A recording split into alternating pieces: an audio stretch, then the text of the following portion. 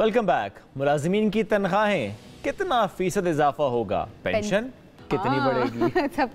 सबकी नजरें आज के बजट के ऊपर हैं। स्पेशली जिन लोगों ने नया मोबाइल लेना है उनकी नजरें हैं कि भी मोबाइल फोन महंगे होंगे या फिर से सस्ते होंगे, गाड़ियां महंगी होंगी या सस्ती होंगी, कंप्यूटर, लैपटॉप और बाकी इस तरह की जो टेक्नोलॉजी है हमारी वो महंगी होगी या सस्ती होगी। अच्छा, अब ये बड़ी आम चीजें जो कि आम आवाम जिन चीजों से रिलेट कर पाती है और रोजमर्रा जिंदगी पे उनका इन चीजों का असर पड़ता है। ऐसे ही अगर किसी ने फोन लेना है, लैपटॉप लेना है, गाड़ी लेनी है, गाड़ियों वाले वैसे बड़े परेशान है, तो इस तरह की जो छोटी छोटी चीजें जो कि अब बहुत बड़ी चीजें हो चुकी हैं, उनका आज के बजट पे क्या फर्क पड़ेगा? फ्रिज, एसी, टीवी, आपने जरा मोबाइल फोन की बात की, इलेक्ट्रॉनिक अशिया की हम बात करते हैं, क्या बनेगा इनकी कीमतों का, क्या इंपैक्ट आएगा? नए बजट का आज सबको इंतजार है। अवाम के लिए क्या है इस बजट में और इस बजट में दिए जाने वाले जो अहदाफ हैं वो कैसे पूरे किए जाएंगे, ये जानने के लिए प्रोग्राम में ज्वाइन कर चुके हैं वज़ीर-ए-आज़म के coordinator for economy Bilal Kiyani साहब। अस्सलाम वालेकुम जी, कैसे हैं आप? जी वालेकुम सलाम जी, मैं खैरियत से हूं, आप ठीक ठाक? अल्हम्दुलिल्लाह। बजट भी ठीक है आपकी तरह? जी देखिए, बजट बिल्कुल इंशाल्लाह जी ठीक होगा और ठीक से मुराद ये है कि उसमें सारी वो प्रायोरिटीज़ एड्रेस की जाएंगी जो हमारी कौम की ज़रूरत है, उसमें सारी वो तरजीहात एड्रेस की जाएंगी जो कौम की ज़रूरत है। पहली तरजीह क्या होगी? देखिए, इसमें सारी हमने चीज़ें साथ लेके चलनी है जी। इसमें जो हमारी इमीडिएट, जो हमारी फ़ौरन जो हमारी ज़रूरियात है मुल्क की, शॉर्ट टर्म, मीडियम टर्म और लॉन्ग टर्म, तीनों प्रायोरिटीज़ को हम एड्रेस करेंगे। आपने ये देखा है कि पिछले 1 साल से भी या सवा साल से मौजूदा हुकूमत ने यही काम किया है। बहुत सारे ऐसे फ़ैसले किए हैं जिसके ऊपर आपने भी, मीडिया के लोगों ने भी तनकीद की है, क्योंकि कुछ चीज़ें ऐसी होती हैं जो मुश्किल फ़ैसले होते हैं जिसकी हमें सियासी कॉस्ट भी अदा करनी पड़ती है।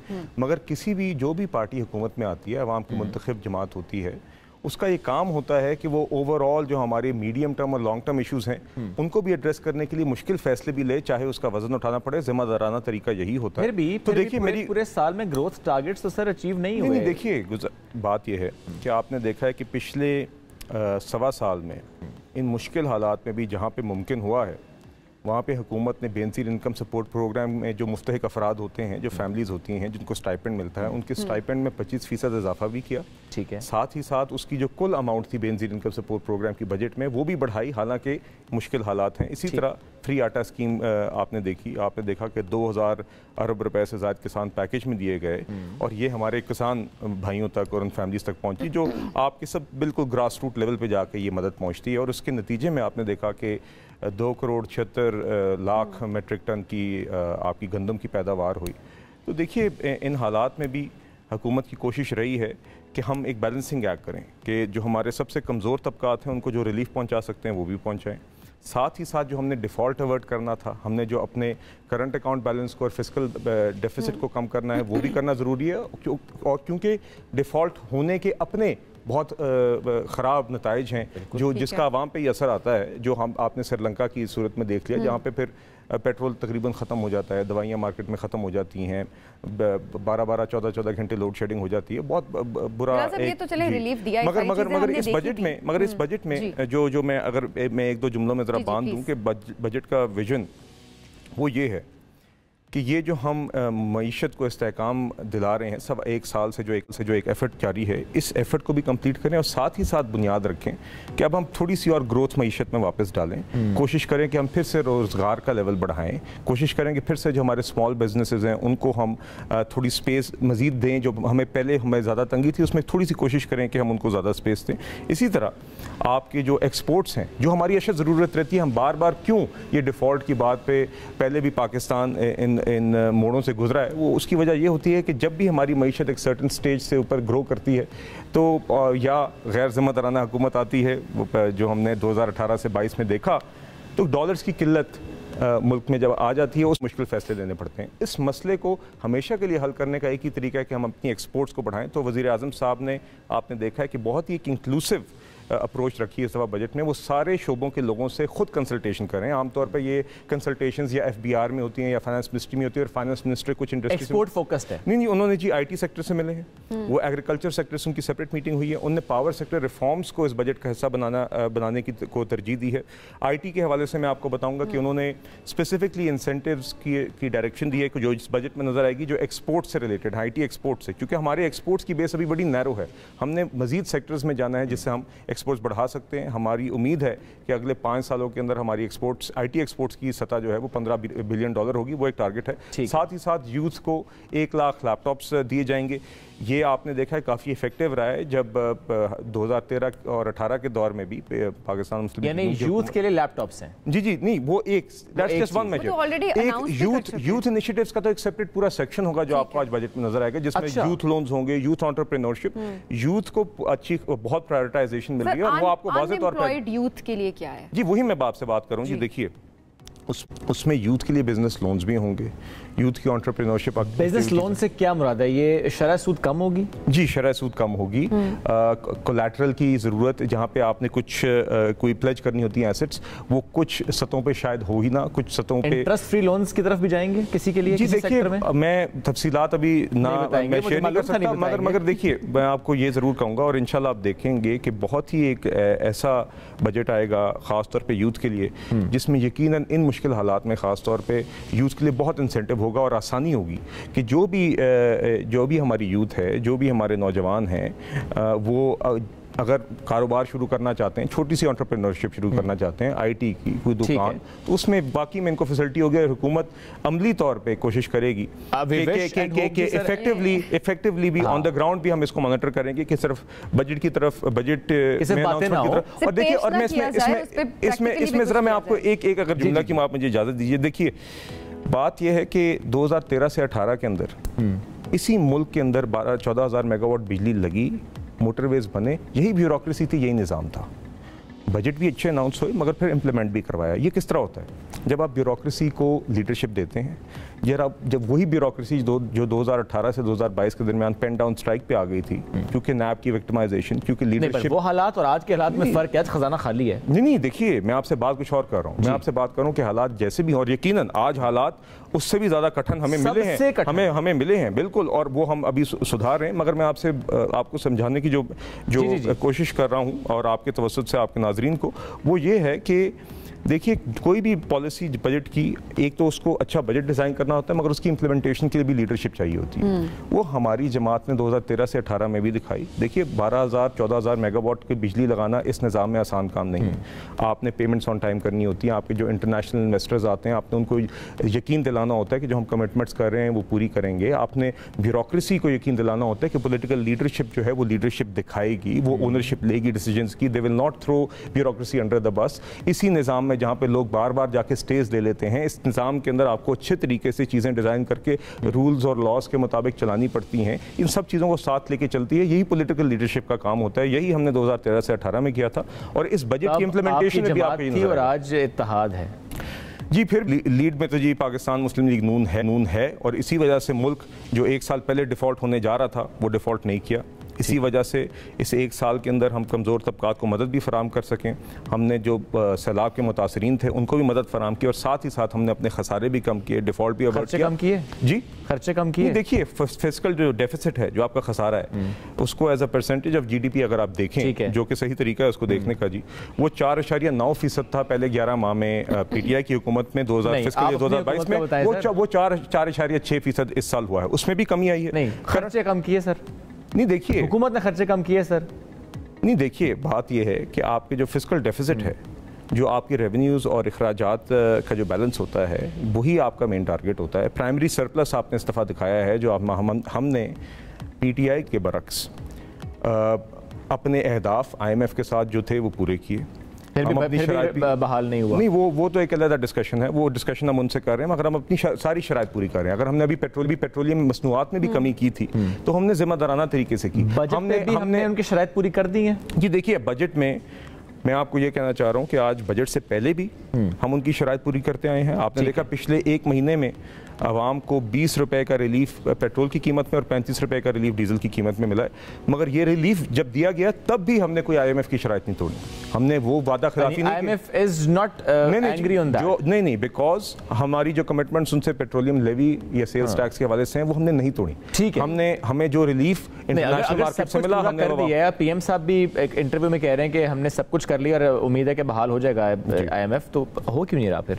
ये देखिए वही हम उनसे रोज़ाना की डिस्कशन कर रहे हैं। और जवाब क्या आता है? और जवाब यही आ रहा है कि देखिए वो समझते हैं कि कुछ एक्सटर्नल फाइनेंसिंग गैप के ऊपर उनके कंसर्न्स हैं। हम उनको बता रहे हैं, हम उनको ये बता रहे हैं कि देखिए एक तो जो आपकी सारी शराइत थी पावर सेक्टर से रिलेटेड, गैस से रिफॉर्म से रिलेटेड, ख्वाह वो आपका सप्लीमेंट्री फाइनेंस बिल था जिसमें कुछ टैक्सेस थे, वो हम सारी शराइत पूरी कर चुके हैं। एक्सटर्नल फाइनेंसिंग गैप पे भी हम उन्हें समझा रहे हैं, ठीक है, कि एक तो हमने पूरा कर लिया। दूसरा जो उनके साथ हमने टारगेट इस जून तक करंट अकाउंट डेफिसिट का एक एक्सपेक्टेड फिगर था जिसकी जो बुनियाद बनती है आपकी एक्सटर्नल फाइनेंसिंग की, वो हमने टारगेट से भी बेहतर अचीव किया। हमारा करंट अकाउंट खसारा उससे भी कम है जो आईएमएफ के साथ हम एक्सपेक्ट कर रहे थे। अवामी सवाल भी सर, क्योंकि हमने अवाम की आज राय भी ली थी, अवाम तो ये सवाल भी हुकूमत से करते हैं कि हुकूमत ने अपना बजट कम क्यों नहीं किया, हुकूमत ने अपना एक्सपेंडिचर कम क्यों नहीं किया, अपने फॉरेन टूर्स कम क्यों नहीं किया, अपनी काबीना को श्रिंक क्यों नहीं किया? जी देखिए अब इस काबीना ने जो ऑस्टेरिटी की है, क्या आपने देखा वज़ीर आज़म साहब ने तनख्वाहें रोक दी, कितने पैसे बचाए? देखिए और मैं आपको एक मिसाल देता हूँ, मुझे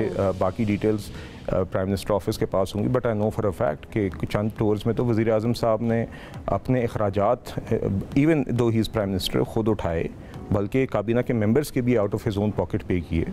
तो देखिए मैं खुद जी एक डेलीगेशन में टर्की में जब साथ किया था तो बहुत सारे उस टाइम पे बड़ा एक शोर इसी तरह मचा जी, 40 लोग साथ गए, मैं उसमें से जानता हूँ 90% ऑफ द लोग मेरे समेत हम अपनी जेब से खर्च करके गए थे, हम अपनी जेब से रहे थे। जी जी, तो बिजनेस डेलीगेशन जब साथ गए थे तो देखिए इस तरह की हमारी हुकूमत में तो ऑस्टेरिटी हमारे ऊपर तो उल्टा दूसरा एक इल्ज़ाम आता है कि आप लोग को ज़्यादा ही ऑस्टेरिटी करते हैं, सबसे ज़्यादा कदगन है सबसे ऊपर।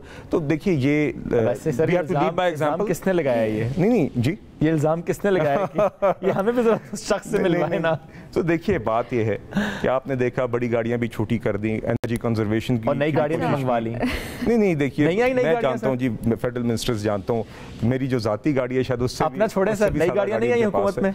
मगर देखिए बात ये ओवरऑल अगर आप मुझे जवाब तो देना, नई गाड़ियां नहीं आई जी, नई गाड़ियां नहीं आई हुकूमत में जी, मेरे इल्म में नहीं है जी। मैं तो खुद तो जी अपनी जाती कार मेरे पास तो कोई ना हुकूमती गाड़ी है ना हुकूमती तनख्वाह है जी। देखिए दूसरी बात कि कई शक नहीं सर आप, देखिए दूसरी बात, चूंकि आपके व्यूअर से देख रहे हैं, देखिए बात ये है कि हालात मुश्किल थे और हालात मुश्किल हैं, आवाम के लिए थे और आवाम के लिए जी अभी भी हैं, अभी महंगाई है, इस चीज़ को ना हम डिनाई करते हैं ना कोई डिनाई कर सकता है। हमें सबसे ज़्यादा इस चीज़ का दर्द भी है कि हम किस तरह जल्द अज जल्द लोगों को रिलीफ फराहम कर सकते हैं। इसीलिए बेनज़ीर इनकम सपोर्ट प्रोग्राम जैसी टारगेटेड सब्सिडीज को हम कोशिश करते हैं कि मैक्सिमम रकम पहुंचाएं, क्योंकि ये वो मदद है। आपने रिलीफ दिया और अभी भी आप कह रहे हैं कि जरूर इन्हीं प्रोग्राम्स पे काम किया जाएगा। इस वक्त आवाम देख रही है, जाहिर है, और बजट पे सबकी नजरें हैं, तो आवाम तो आम चीजें देख रही है कि उनके लिए किस किस्म की सब्सिडी यहाँ पर क्रिएट की जाएगी।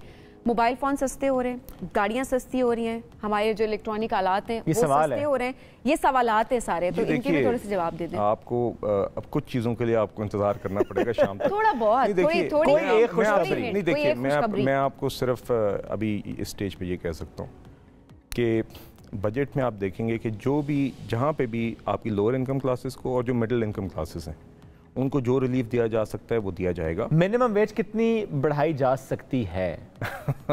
जैसे कि मैंने आपसे कहा जी, कुछ चीज़ों का वेट कीजिए, अभी चंद घंटों में आपको इंशाल्लाह पता चल जाएगा जी। मेरे ख्याल से शाम को असर के टाइम के करीब, उससे पहले वज़ीर ख़ज़ाना साहब इतना बता दें, आवाम खुश रहे अभी या परेशान? देखिए आवाम से ये गुजारिश होगी कि आवाम इस चीज़ का इत्मीनान रखे कि ये जो हुकूमत है ये सिर्फ मौजूदा हालात में भी जो उनकी मसाइल हैं उसका दर्द भी समझती है, उनकी तरजीहात जो मुमकिन है अभी चादर को देख के वो भी करेगी, और हमारे जो बच्चों का मुस्तकबिल है उसको भी मद्देनजर रखेगी, क्योंकि हमें जो मीडियम और लॉन्ग टर्म चीज़ें करने की ज़रूरत है। अच्छी बात की, मैं ज़रूर चाहूँगा इस पर ज़रूर से कमेंट करें, चूँकि जब हम देखते हैं कि अमीर पर टैक्स लग रहा है या हम जब देखते हैं कि टैक्स बढ़ाया जा रहा है, टैक्स कलेक्शन पर बात हो रही है, हमारे आउट ऑफ स्कूल चिल्ड्रन पर क्या बात हो रही है, हमारी एजुकेशन पर क्या बात हो रही है, हमारी हेल्थ पर क्या बात हो रही है, हमारा वो बजट कितना बढ़ाया जा रहा है जो कि बढ़ना चाहिए?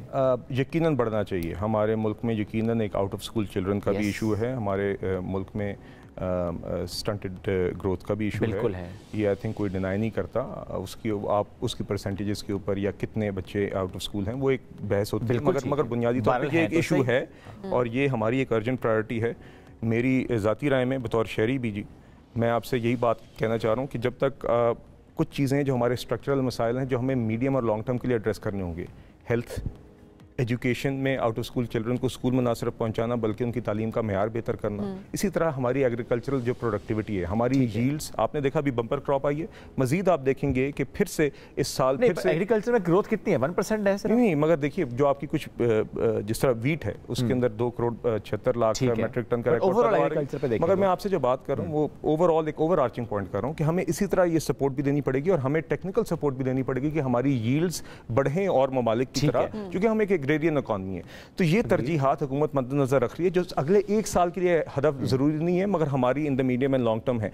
हेल्थ और एजुकेशन पे मैं एक ये बात जरूर कहना चाहूँगा कि 18वीं तरमीम के बाद ये बुनियादी तौर पर सूबाई सब्जेक्ट बन गए, इसमें वफाकी हुकूमत हायर एजुकेशन कमीशन की सतह पे या स्कॉलरशिप्स करके या एजुकेशन पॉलिसी तो बना सकती है मगर बुनियादी तौर पर निगरान हुकूमतें भी करेंगी और जब भी मुंतखब हुकूमतें आएंगी इंशाल्लाह हम पूरी उम्मीद है बल्कि हमें यकीन है कि मुस्लिम लीग नून इंशाल्लाह पंजाब में फिर से आएगी। मुंतखब हुकूमतें आ रही हैं? जी इंशाल्लाह। कब आ रही है? इंशाल्लाह। देखिए हुकूमत की मुद्दत आप जानते हैं अगस्त तक है। नेशनल असेंबली अपनी टर्म पूरी करेगी, हम यही एक्सपेक्ट कर रहे हैं। आपको क्यों नहीं लग रहा? इमरजेंसी की बातें आप लोगों के साथ ही कर रहे हैं ना? नहीं, देखिए हमने हमेशा से एक है, इलेक्शंस केस में भी जब सुप्रीम कोर्ट में चल रहा था हमारा तब भी ये मौक़िफ़ था कि हम समझते हैं दीगर वजूहात की वजह से कि इलेक्शंस अपने टाइम पे होने लेकिन आप ही के इत्तेहादी हैं जरदारी साहब, वो आराम से कह देते हैं कि जब मैं चाहूंगा तो इलेक्शन तब होंगे। वो अब जरदारी साहब और वो उनकी जमात नहीं, वो इत्तेहाद में हुकूमती साथ हैं मगर जो सियासी उनकी हिकमत अमली है या उनके बयानात है। मैं वैसे नून लीग और पीपल्स पार्टी इंतखाबात को लेकर एक पेज पर हैं? नहीं, देखिए इंतखाबात जब आएंगे तो पाकिस्तान मुस्लिम लीग नून पाकिस्तान की पिछली 3 दहाइयों की सबसे कामयाब इलेक्टोरल जमात है। हम कोई ऐसी बात नहीं हुई इमरजेंसी लगाने की, मुद्दत बढ़ाने की 1 साल? जी, मेरे इल्म में कोई ऐसी बात नहीं है। हम अभी बिल्कुल ये एक्सपेक्ट करें कि हुकूमत अगले 2-2.5 माह में अपनी रिमेनिंग टर्म के अंदर जो आवाम के लिए काम कर सकती है वो करेगी और जब अपनी टर्म मुकम्मल कर लेगी ये हुकूमत और ये नेशनल असेंबली तो फिर अपने वक्त पे इलेक्शंस होंगे। अब सर चूंकि इससे पहले आपने बेनज़ीर इनकम सपोर्ट प्रोग्राम का भी जिक्र किया, if I am not wrong तो पीएसडीपी का बजट बीआईएसपी से भी कम है ऐसे? पीएसडीपी का बजट जी इस दफा देखिए फेडरल जो पीएसडीपी है जो आपका वफाकी तरक्याती बजट है वो इस साल जो मौजूदा माली साल है इसमें 714 अरब रुपए था। ठीक है, इसको बढ़ा के अब 1150 अरब रुपए कर दिया गया जिसमें से 950 अरब जो है वो आपका फेडरल पीएसडीपी होगा और 200 अरब जो है वो पब्लिक प्राइवेट पार्टनरशिप्स की मद में होगा। कम नहीं है जी, कम नहीं है। देखिए हमारी जरूरियात के पाकिस्तान की तारीख में तो ये सबसे बड़ा तरक्याती वफाकी तरक्याती बजट है। चैरिटी से भी कम? जी, चैरिटी से भी कम? नहीं, देखिए वो तो क्वांटिफाई मैं नहीं कर सकता और वो एक इंटरेस्टिंग स्टडी होगी। हमारे लोग यकीनन पाकिस्तानी अवाम इतना स्पिरिट है हमारी अवाम में फिलांथ्रपी का। आप अक्सर देखते हैं कि लोग जिस तरह नाम लिए बगैर बल्कि जानबूझ के आउट ऑफ द वे जाके ये इंश्योर कराते हैं कि पता ना चले कि मदद ना चाहिए, तो ये अल्हम्दुलिल्लाह हमारे मुआशरे का हिस्सा है। मगर यकीनन जो तरक्याती बजट है हम यकीनन चाहेंगे कि हमारी टैक्स टू जीडीपी ग्रोथ बढ़ेगी। हम जितना कमाएंगे बतौर कौम उतना ही तरक्याती बजट से अब सैलरीड क्लास पर आते हैं, क्या होने वाला है सैलरीड क्लास के साथ? क्या टैक्स बढ़ेगा उनका? जी देखिए, आपने पिछले साल भी देखा था और इस साल भी कोशिश यही रहेगी, बल्कि कोशिश होगी कि जितनी हमारे पास मौजूद है स्पेस उसमें जो मिडिल इनकम क्लासेस हैं खास तौर पे और लोअर इनकम क्लासेस पे तो टैक्स वो ब्रैकेट में आती नहीं। जो मिडिल इनकम क्लास जो ऑलरेडी ब्रैकेट्स हैं जिसमें टैक्स है उसमें यही कोशिश होगी कि उतना ही रहे। मेरा बता दें, बता दें एक लफ्ज बोलना है, यही कोशिश होगी कि उनको मैक्सिमम रिलीफ दें और आप रिलीफ से क्या सिर्फ टैक्स कम किया जाएगा? जी लेट्स सी, टैक्स कम किया जाएगा। मैं जी देखिए नहीं बताएं टैक्स कम किया जाएगा, आप चंद घंटे वेट कर लें। नहीं मैं हम की ट्रांसमिशन में शाम को शायद फिर से हूँ तो आप उसमें आ जाइएगा, उधर बात कर लेंगे। सर अच्छा थोड़ी सी हिंट, वो पोस्ट बजट है ना? हाँ। नहीं देखिए it would be irresponsible of me कि मैं अभी इसके ऊपर इससे ज्यादा बात बढ़ तो नहीं राजा, नहीं ये बताएं बढ़ तो नहीं रहा। आई कैन नॉट कमेंट जी। आप देखेंगे जिस तरह के मैंने कहा ये इंशाल्लाह आपको नजर आएगा कि लोअर इनकम क्लासेस और मिडिल इनकम क्लासेस के लिए हुकूमत की तरफ से मैक्सिमम एफर्ट आपको बजट में नजर आएगी जी। सबसे अच्छी खुशखबरी यही होगी? नहीं, वो तो खैर दीगर बातें होंगी जिस तरह मैंने आपसे कहा आईटी से रिलेटेड भी होगी, बेनज़ीर इनकम सपोर्ट प्रोग्राम के हवाले से भी, एग्रीकल्चर सेक्टर, पावर सेक्टर, तो वो मैं आप पे छोड़ूंगा कि आप किसको बेहतर सबसे समझते हैं। और हर सेक्टर वाले के लिए अपनी खबर बड़ी होगी, एग्रीकल्चर वाले के लिए अपनी खबर बड़ी होगी। और देखिए वज़ीर आज़म की कोशिश ये रही है कि क्योंकि वो खुद स्टेयर करके इंडस्ट्री सारी से मिल रहे हैं, ठीक है, सबकी इनपुट ली है, बिल्कुल सबसे राय ली है ताकि उनकी राय बजट में, इसमें कोई शक नहीं, ये मुश्किल वक्त है, ये मुश्किल बजट है और उसमें हमने पहले भी एक दफा जिक्र किया था, तज्ज़ेकार बार भी कहते हैं कि इस दफ़ा अगर बजट में आप ये उम्मीद लगा बैठें कि अवाम दोस्त बजट होगा, बहुत रिलीफ होगा, और अगर हुकूमत करती है तो भी वो गलत होगा चूंकि हालात ऐसे हैं। लेट्स सी आज बजट में क्या आता है। ज़रा सर ने कहा कि पोस्ट बजट बात करेंगे। बहुत शुक्रिया बिलाल साहब साथ मौजूद थे, गुफ्तगू कर रहे थे। उम्मीदें बहरहाल बजट से लगाई जाती हैं और लगाई गई हैं। एक ब्रेक लेते हैं, वापस आते हैं, साथ रहिए।